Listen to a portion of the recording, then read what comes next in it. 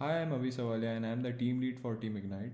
Hi, my name is Taskin Jaffrey and I'm the R&D specialist. Hello, I'm Vivek Bhavsar and I am the design and CAD expert.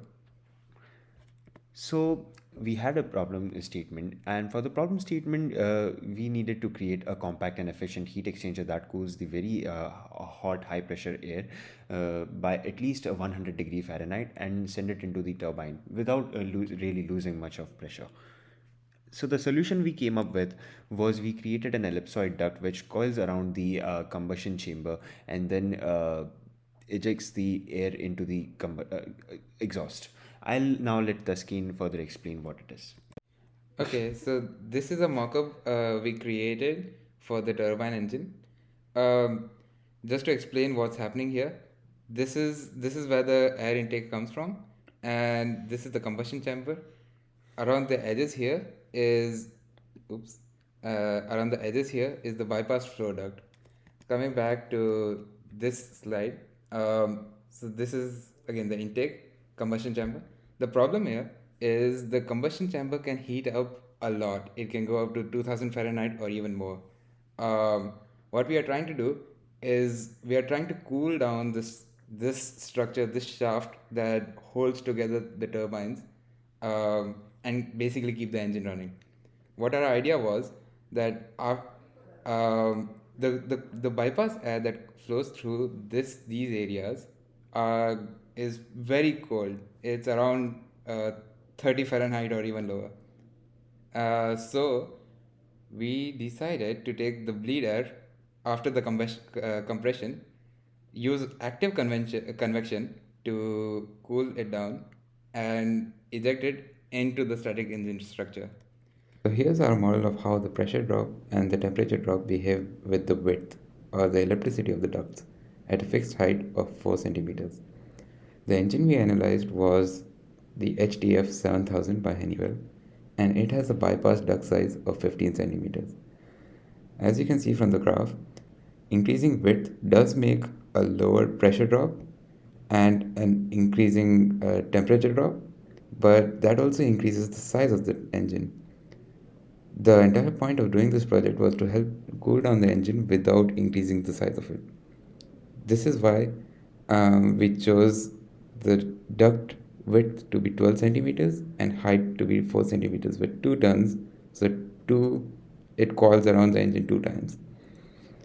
This results in a temperature drop of 145 degrees Fahrenheit and a pressure drop of only 9 psig. This is important. The pressure drop is very important because if it's too high, there could be a backflow, and this would disrupt the engine's aerodynamics and cause significant deterioration. In the short hack, we were only given a few parameters that we could consider. So, we chose the material for this duct to be stainless steel 347 for its cheap manufacturing and high resistance to thermal stress. As discussed previously, tube length was fixed to a certain size to keep the engine size small without disrupting its aerodynamics. There's a bunch of our other assumptions listed here that we used in our calculations, which would definitely need to be more precise if the model was ever implemented in an engine. I will now let Avi tell you about the benefits of this model. So some of the benefits for our solution is it radiates a ton of heat by a simple solution, and it does not even drop too much pressure because the entire system is designed like that. Um, it is also very simple to manufacture as it is just a coil with a different geometrical shape for its cross section. Um, this should also be really easy to design as it is a really simple fluids, heat transfer, and CFD problem. The other thing is the other benefit is the tube can be also optimized as based on the engine per engine.